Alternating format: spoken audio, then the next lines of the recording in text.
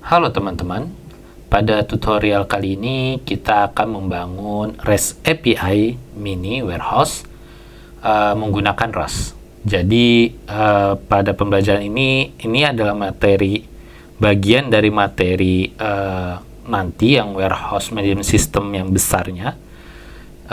Ini adalah bagiannya ya, sehingga sebelum kita akan ke yang besarnya, kita harus bisa mempelajari yang ini terlebih dahulu ya. Kita akan mulai dari nol, seperti setup project, koneksi database kita akan menggunakan Postgres ya. Terus autentikasi menggunakan JWT. Kita juga akan implementasi middleware untuk memberikan security kepada API yang hanya boleh diakses tertentu saja. Terus ada CRUD untuk data gudang atau warehouse-nya, hingga upload gambar ke Supabase menggunakan storage. Nah, itu kita juga akan mengimplementasikan atau kita akan buat di tutorial ini. Targetnya sederhana, teman-teman paham alur dasar backend di Rust dan bisa langsung pakai hasilnya, karena memang Rust ini setelah saya explore itu scriptnya itu tidak semudah Go atau PHP ataupun JavaScript ya. Memang agak cukup sulit seperti itu. Jadi saya harap dengan adanya tutorial ini teman-teman bisa paham bagaimana alur backend di Rust, terus juga bagaimana membuat authentication di Rust-nya juga, middleware dan sebagainya. Oke. Apa yang akan kamu pelajari? Yang pertama dasar Rust untuk web backend dengan Aksum ya, kita akan menggunakan framework Aksum. Terus dan juga SQLX itu library untuk database. Terus kita akan implementasi login dengan JWT, protected routes dan middleware. Terus ada juga CRUD warehouse ya, lengkap dengan pagination dan soft delete. Ada juga kita di sini yang tadi sudah saya sebut adalah upload gambar dengan ke Supabase dan menampilkan URL publiknya. Selanjutnya pola respon API yang rapih dan konsisten. Jadi nanti kita akan buat template respon di mana agar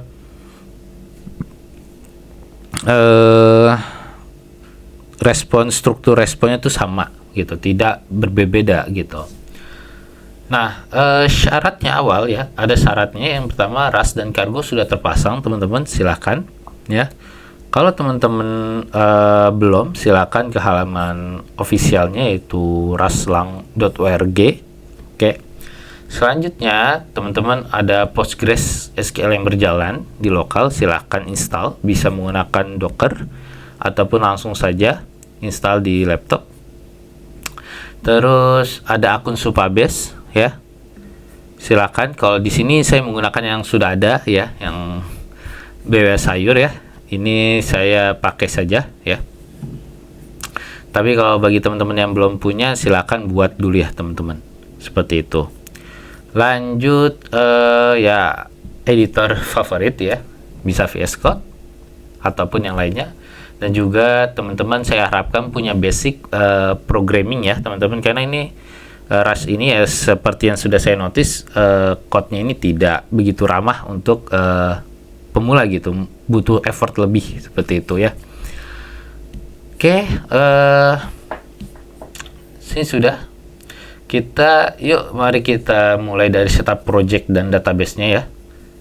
Kita akan lanjut dulu ya. Silakan teman-teman buka terminal. Oke. Silakan dokumen personal. Oke. Silakan ya ke directory teman-teman. Oke.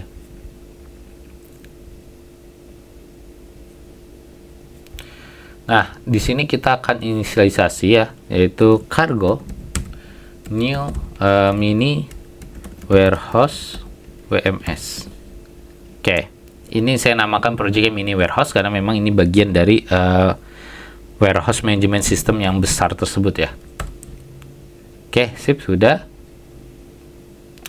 Selanjutnya open dengan editor teman-teman ya.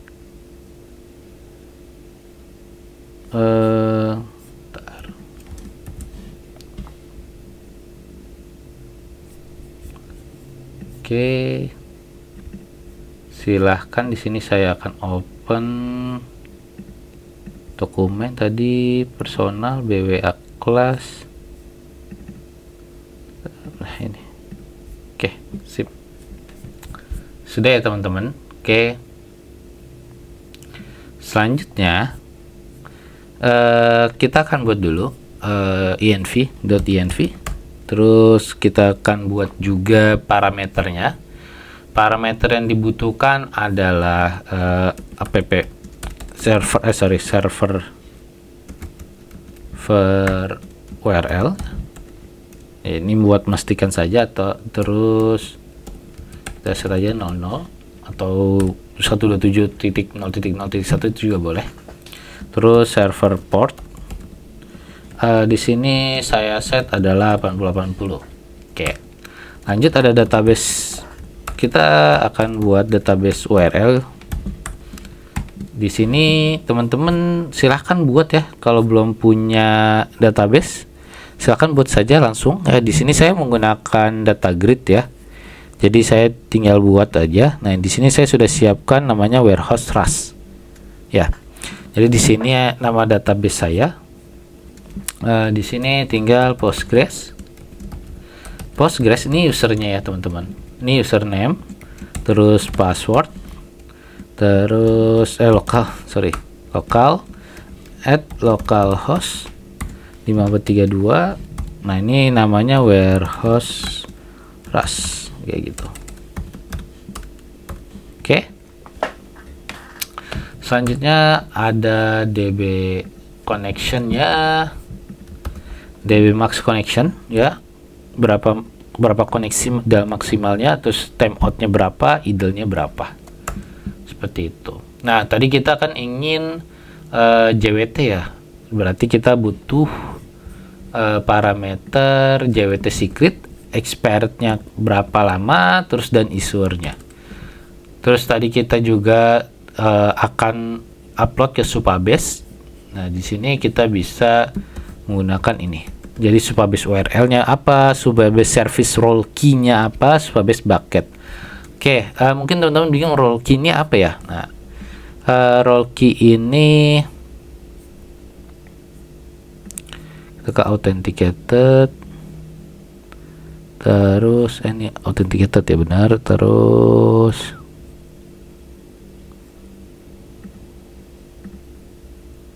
enggak, project setting nih, epic key. Nah, di sini ya service role ini silakan teman-teman reveal aja, terus copy seperti itu ya. Dan jangan lupa teman-teman pastikan bucketnya ini adalah public ya, seperti itu agar lebih mudah gitu. Oke, sudah. Selanjutnya environment sudah ya. Selanjutnya kita akan buat strukturnya.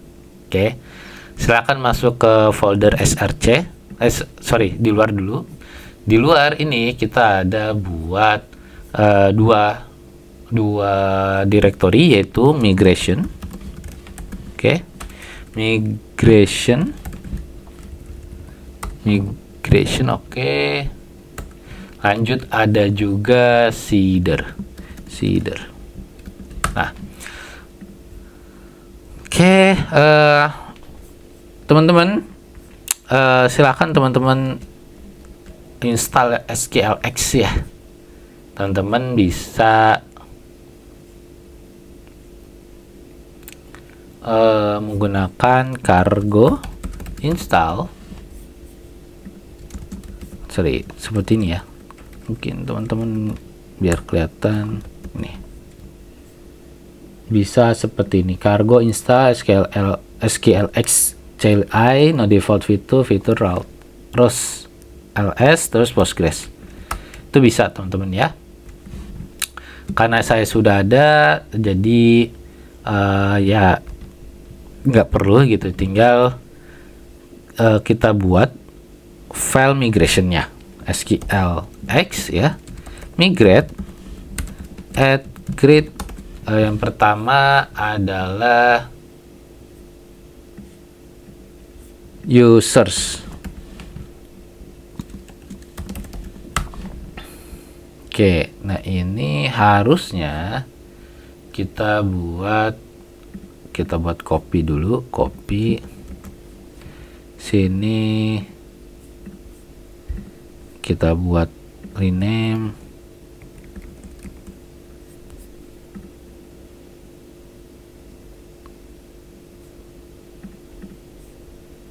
ini buat down, ini kita rename aja up, seperti ini. Oke. Nah, di down ini kita akan seperti ini ya, kita akan drop tabelnya seperti itu. Terus di sisi usernya, teman-teman di app-nya ini bisa buat ini seperti ini, ID big serial, yaitu kalau di MySQL bisa bisa sama dengan big integer ya. Name teks, kita input teks, emailnya teks, passwordnya teks, foto teks, font teks. Nah, kalau name ini bisa kita ubah ke varchar 150 ya. Oke. Email kayaknya 150 juga boleh. Terus password boleh teks karena bisa banyak juga. Oke. Terus jangan lupa kita buat indexing, dimana kita indeks yang pertama kita bikin set unique. Oke. Terus kita buat indexing ke email ya. Terus kita buat indeks di created at-nya untuk sorting. Oke, sip. Sudah. Selanjutnya kita buat roles ya, roles. Oke. Secara otomatis akan kebuat ya. Lalu ada user roles, user role, sorry, salah ini. Oke, harusnya user ya. Oke. Nah, di sini untuk down-nya sama ya, drop tabel if exist ya. Lanjut di sini untuk roles itu dia cuma ada 4 ya, name, terus di sini kepanjangan 150 aja.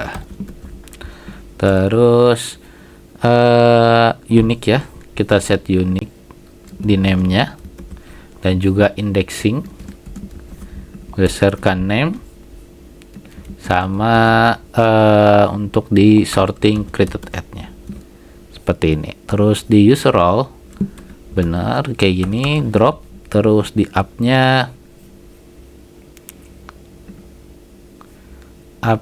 ini dia kan tengah-tengah ya, dia big integer. Terus kita tambahkan foreign key ya, karena foreign key saling terhubung antara role dan user. Jadi saat assign user ya, dia akan masukin ke user role juga kayak gitu. Lanjut kita buat constraint unique, user ID, dan juga indexing agar mempercepat sortingnya, performance-nya seperti ini. Oke, sudah teman-teman. Nah, kita close order. Oke. Selanjutnya ada warehouse, teman-teman. Jadi yang curut itu kita akan create itu warehouse ya, data warehouse. Di sini warehouses. Oke. Di warehouses ini di sini oke. Di data warehouse ini input, ini juga